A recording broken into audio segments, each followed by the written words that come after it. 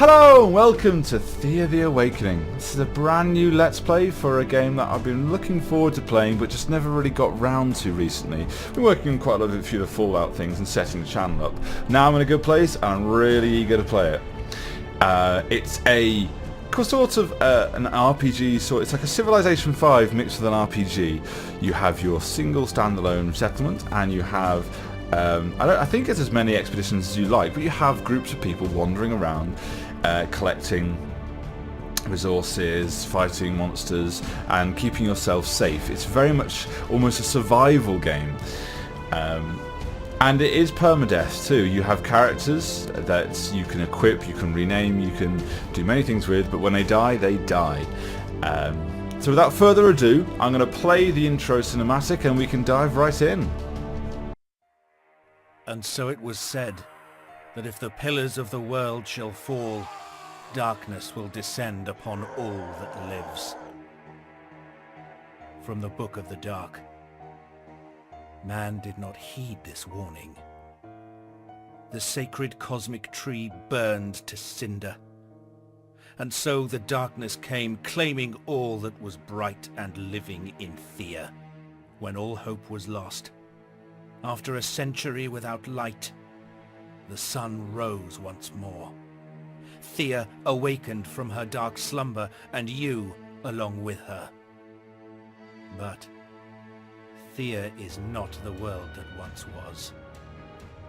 The age of darkness weakens, but it is far from over. Life took its shy roots, yet death will not release its grip easily. While the sun keeps some of the evil in check during the fleeting days, at night, the creatures of darkness roam free and angry, unwilling to give up their dominion over the land. It is up to you to find a way to rebuild Thea, banish the darkness, and strengthen mankind.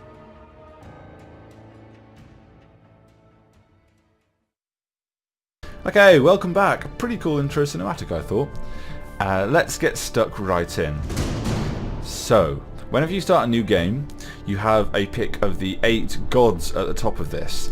They changed each time. The last time I did a little run through just to make sure I was up to scratch on the rules and how it played, and I had Svarog and Soria. So today we have Velez. Velez, the keeper of the underworld, master of mystical powers and guardian of souls. That was your name before the great darkness. Now, you are simply Velez, a lost god trying to reclaim his might. The gates to the afterlife are slammed shut. Souls of the dead roam Thea and wreak havoc among the living. All you can do for now is continue to guide your ragged group of followers towards survival. That seems pretty cool. Okay, so here's the wisdom path. They research faster, good. Strong-willed, get +2 to bonus to armor during challenges versus disease, curse and intellect. That seems fairly specific, but he seems pretty decent. The other character is Horus, the Lord of the Night and Master of the Moon, but even you were struck down when the cursed darkness came and stole your mantle. Creatures of the night that were once yours now serve you no more. The sun and the moon have returned, and so now it is time to strike back, to take what was yours and to guide your human worshippers into a better future. Night crawlers, during night turns, all your villagers get a +1 bonus to damage and +2 to range damage. Shadow dwellers, all your villagers get a +2 bonus to stealth. Ooh, out of the two of these, I'm going to go for Horus. I know for a fact that during night time the enemy is more active, and so if I get into any bad situations, I want to be able to deal that little bit extra damage. Okay, so our village focus can be warriors, gatherers, or craftsmen. I think we're going to go for gatherers. We got that extra bonus to damage, so hopefully we shouldn't need to spec into warriors. And this way we can make sure that we have enough stuff to basically build up and get better equipment. That's what I'm going to go for. Difficulty. Oh god. Let's go for difficult, because I'm a sucker for punishment. As you'll have seen in the XCOM Let's Play, that didn't go too well. Okay, let's dive right in. Thea is awakened. Welcome. No time to waste. You are a deity of the high pantheon, and you must help your worshippers survive the darkness. So what now, you ask? You are divine, yes, but you have little power, and so you will know the world through your people's eyes. This means sometimes you will encounter your own divine messengers, and maybe even face your own avatars. Weird, I know. Your first mission is to survive. Every critter is trying to make sure you stay down. So get food and craft better equipment to protect yourselves. You will guide your people to victory, either by sheer survival and progress, or by solving the cosmic tree's mystery. Okay, so this is the tutorial imp, I guess you could say. We're going to do the tutorial just so you guys know what's going on, and hopefully that means I don't miss anything. So what's this? Who's talking to me? And what do you mean, looking through people's eyes? I am but a messenger. Theodore, you can call me. But let us focus on you. Thea is a broken land. The underworld is shut, and the undead roam the earth. And creatures of darkness that ruled for a century want you dead. Okay, so I need to improve our village and people, so how do I get started? First, go and explore your village. Check the inventory to see your stocks and set people to gather food and fuel, like wood. Without food, people will starve. And without fuel, they will not craft or even heal, so these are really important. Okay, gather food and fuel at the village. Anything else? Yes. Once you've visited your village, check out the people standing outside, the exploring party. Select your party and send them to me. I will wait for your people outside the village. I have marked your people's map with a big blue question mark so they will see where I am. Oh, and if you ever forget what your current task is, just check out your logbook. Alright, so check out my village and people first, then send them your way. Let's begin. Enter the minds and bodies of your worshippers and begin the adventure. Slightly sexual. Okay, and I get XP for that. It's fantastic. Okay, so there's my town, right on a, interesting, right on a lake or a sea or of some kind.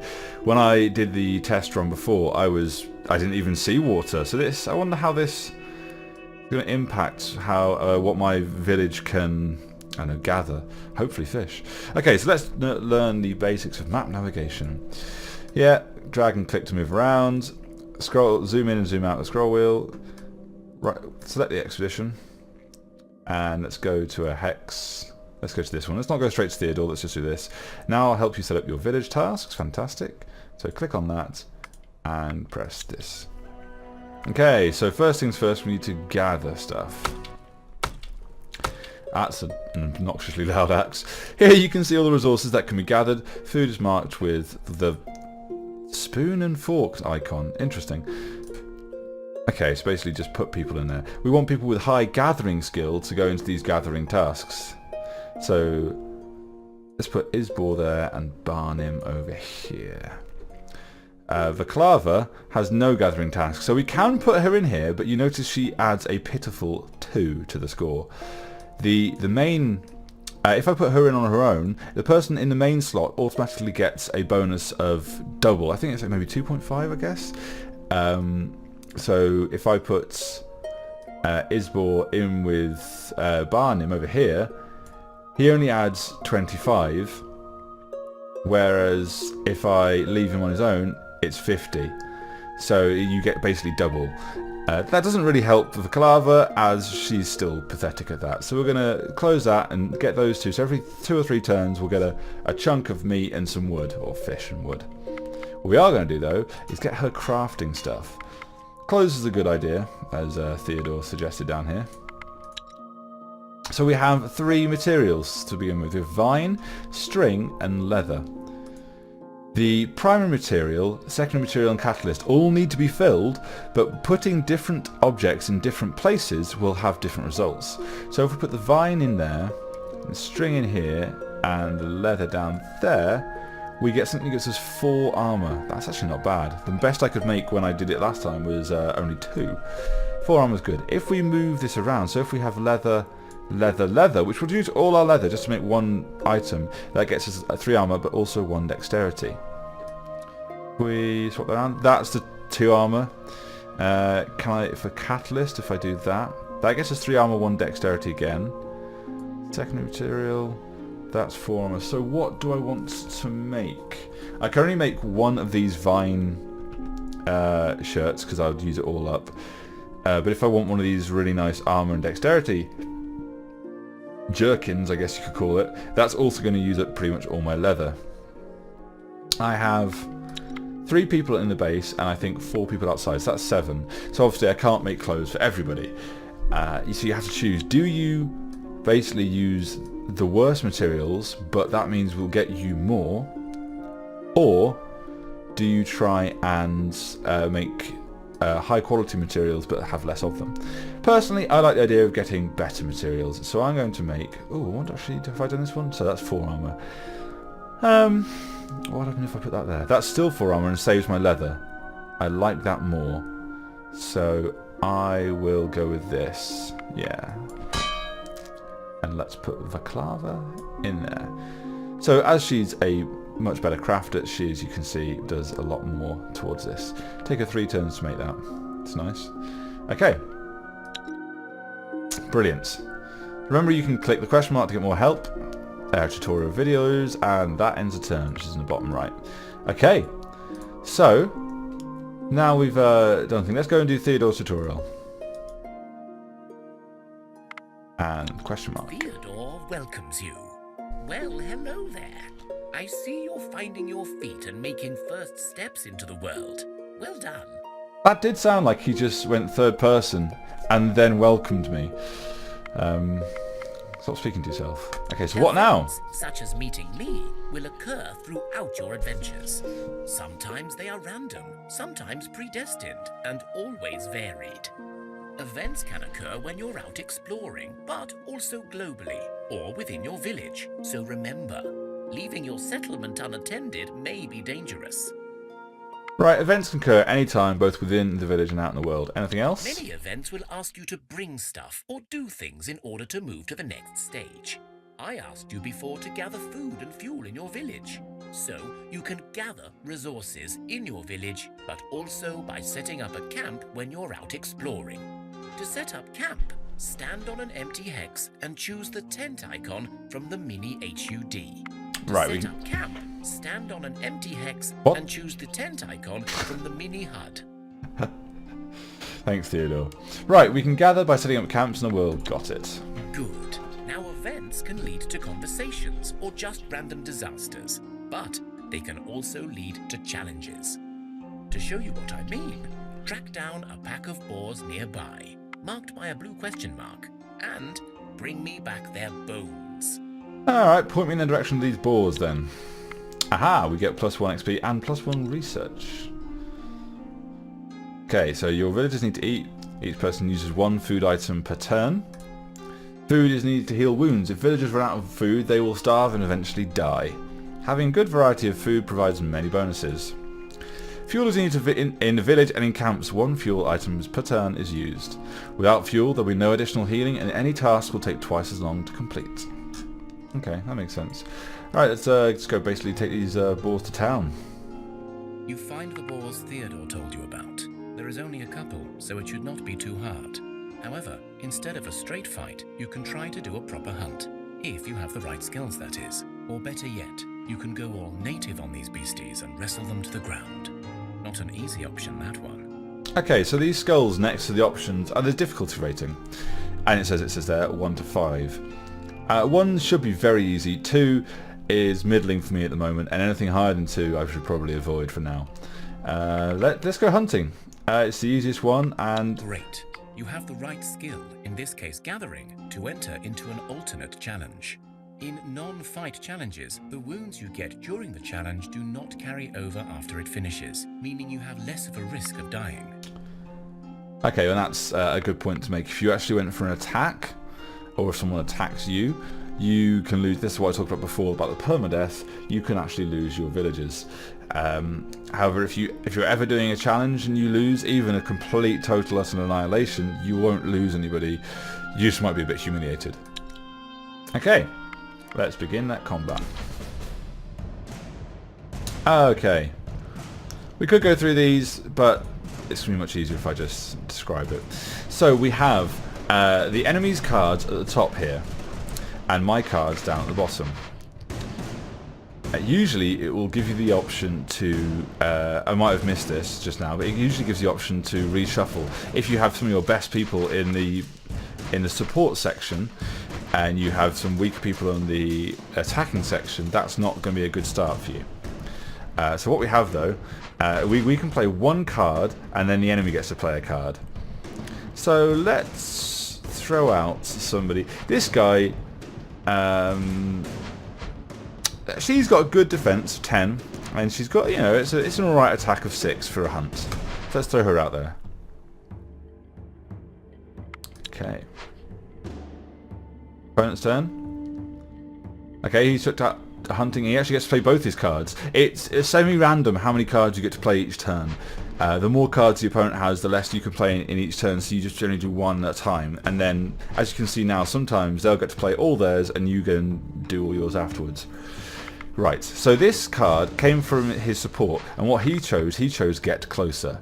What that does is it enters the battlefield, actually says there, it enters the battlefield, but by doing so gets confused and loses its attack in the first phase. There are 2 attack phases after all the cards have been laid out, and if anything is confused, as it said, it can do nothing apart from get hurt. These guys have absolutely no bearing on this fight whatsoever. They don't have any abilities that can help us. They look more like warriors than they are hunter-gatherers. So as we're doing a hunting challenge, their good strength and good armor isn't going to be as much help as, say, somebody who's got great gathering skills. So in this situation, we've got one person who's going to attack first. My guy attacks first. It always goes from the left to the right. And so as my guy's attacking first, she'll do 6 damage to this hunting pack, and they'll do 3 damage to either the person who I play here, or they'll do 3 damage to her. Either way, she's fine, and she will be able to take those over the course of the 2 fighting rounds. I probably want to check out...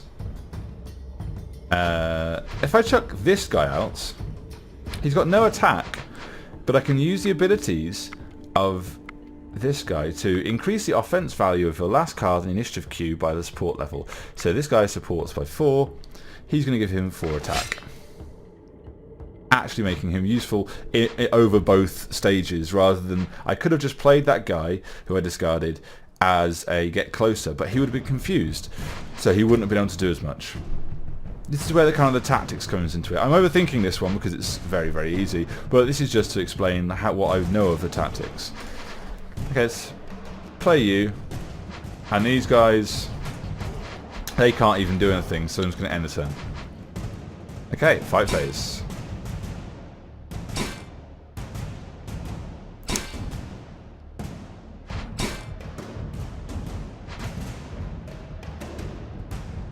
Okay, and there we go. We've won.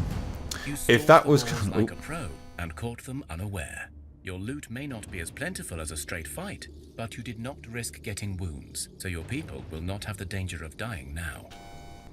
Okay, so that might have been slightly confusing how it all played out.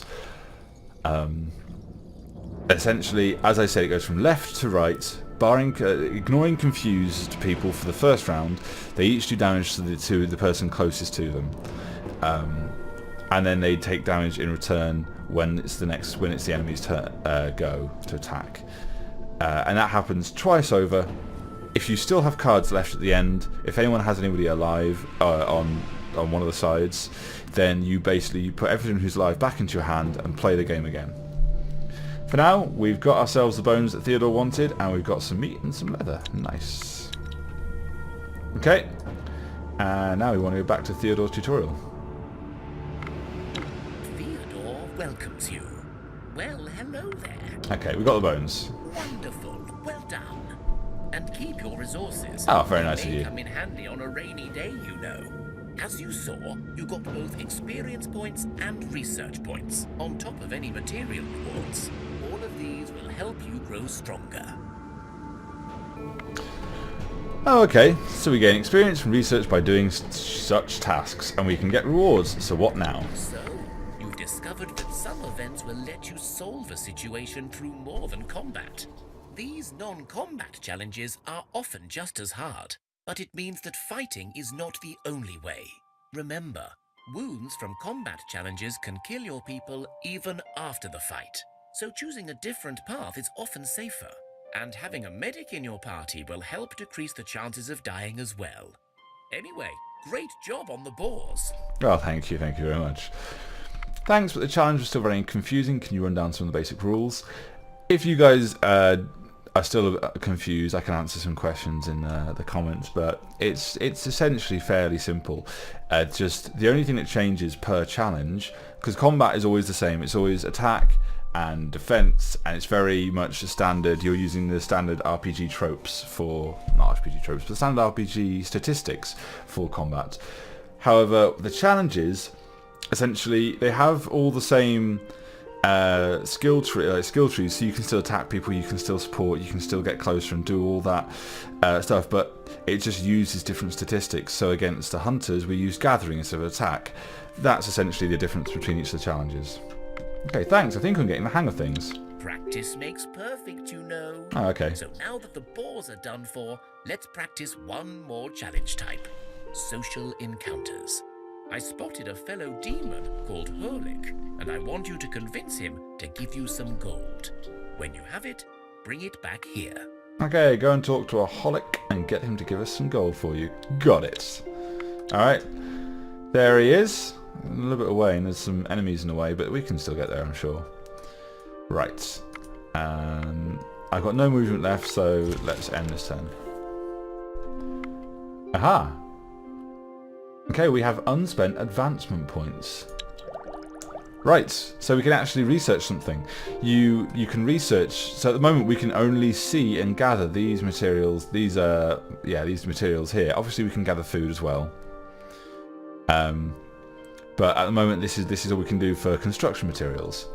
So if I want to say unlock amber, I could do that now. It gives us 5 of the stuff, and it tells you a little bit about what it does. So these give a random skill bonus upon crafting weapons and armor. The rarity of the gem improves the strength of the bonus. So that's for all gems. So amber is the lowest level of gem. That's pretty cool. We've got also crafting. So this enables us to make bows, one-handed axes, one-handed swords, all this stuff that you can kind of see here.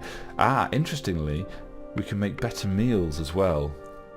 Better meals will give you more bonuses, just generally like more health for your people, more, say, stealth, more. Just it's clear when you go to the specific menu. But that's quite nice. So we've got roasted meals, and we've got baked meals.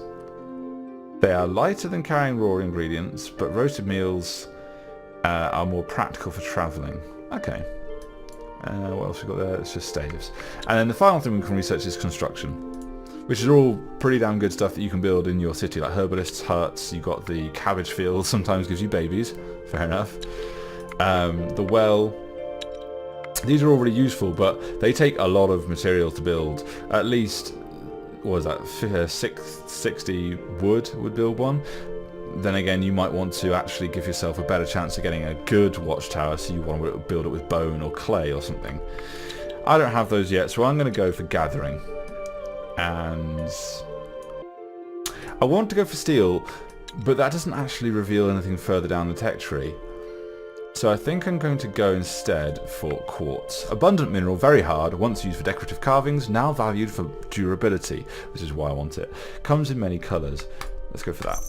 And that reveals to us granite, that's good, and obsidian. Ooh. Obsidian weapons are very sharp. That makes me happy. That's good. So we also have to get 5 of that. That's useful. I'm not sure where it goes, if it goes to the town or to the troop. Okay, so that was the first thing over there. And the second thing is enemy group being spotted and an enemy group being spotted. Okay. So we want to go over there. Let's... Can I... well, the straightest directions through these guys, so let's take them on. You approach your enemy and have time to decide your plan of action. We can just... Planning is for weaklings. Attack! So we can try and socialise them. Why risk a frontal assault when the shadows await assassinate? I don't think I'd be very good at assassination, not with a bunch of gatherers. Let's see about social, though. We can do this the easy way, or, you know, The rest goes manipulate. You stand firm, posturing and flexing your muscles as much as possible. You tell them bloody tales of your many exploits, waving your bloody weapons as proof. How do you think we survived this long in the darkness, eh? By being nice or eating the bloody hearts of our many enemies. Okay, so this is to a witch and 5 hulking rats. I can imagine the hulking rats aren't going to be very good at speaking. So they're going to be quite easy to beat, but I reckon the witch is going to be quite hard to get best of. Okay. Again, unless I missed it, I didn't have the chance to reshuffle, because I would have really liked Bozimir to be on the front lines. Never mind, I'm going first. I reckon they're going to play the witch first. And I want to have someone with a bit of defense out. I don't want to throw out, even though he's got the best defense, I don't want to throw him out there because Bozimir's got the greatest, like, support abilities. So I'm going to throw out the Slava, see what happens. Okay, hulking rat, that's fine by me. Ah, the witch came out from the support, so she can't actually do anything. That's very good for us. So I want to get... So Naslava's going to hit the rat, killing it, because it's got Health of 2. Then the witch will do nothing. And I want to get as much damage on this witch as possible, so I'm going to put Dariush next. And I get to do one more. I'm going to put Stogniev next as well. So hopefully they'll all gang up and get the witch. That's my plan.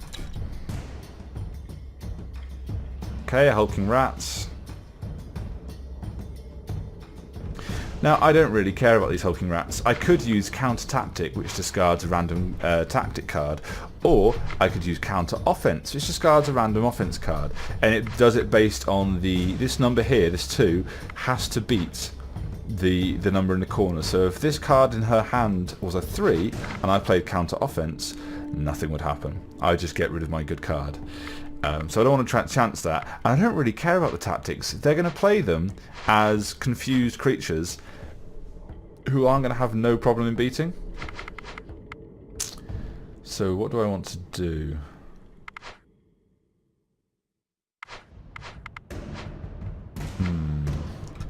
I could support my ally, really buff this guy up, but the thing is he's probably going to attack this hulking rat. I want him to attack the witch, but that's probably not going to happen. So I can't first action anyone, that's irritating, which sends them to the start of the queue. I'm probably overthinking this. I'm just going to put him in there, and I'm actually going to first action him. Hopefully this means the witch is not going to get a single attack. And then I'm going to just put him and get closer. Oh no, I can't, sorry, the witch has more to play, I forgot. Okay, so these guys are coming in. Oh, it's my turn. Get closer. And I'm done. Okay, so let's see this play out then. I know what you're at. I know what you're at. Okay. I know what you're at. Talking them down. Now, can we take out the witch is going to get an attack, and she is going to take out the Slava. I know what you're at. Oh no, she took out Dariush. Okay. I know what you're at. I know what you're at. But she was taken down by the rest of them. Okay, so she's gone, and the rats that we killed are gone, and so is my Slava. But because the combat wasn't completely finished... Hey guys, sorry about that. My Shadow Player decided to stop working. Hey guys, sorry about that. Shadow Player decided to cut out on me for some reason. The outcome of that fight was that the witch and her rats lost, as I think you saw the most of that.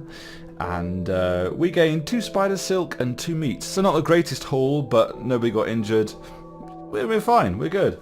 The spider silk should be pretty damn useful as well. For now, that's going to be the end of this first episode of Thea the Awakening. Thank you, and apologies for the extended length of the video. And I hope you guys really enjoyed it. I'm looking forward to the rest of this. It's something that's just so unique and like kind of so many different aspects put together. By next time, I should have a few more named people in my village, which I'll grab from a random selection from the very, very many subscribers I have. So I'm going to run out of subscribers pretty quickly to put into this. So any ideas for new names, put in the comments below. And I'll see you guys next time. Thanks and bye!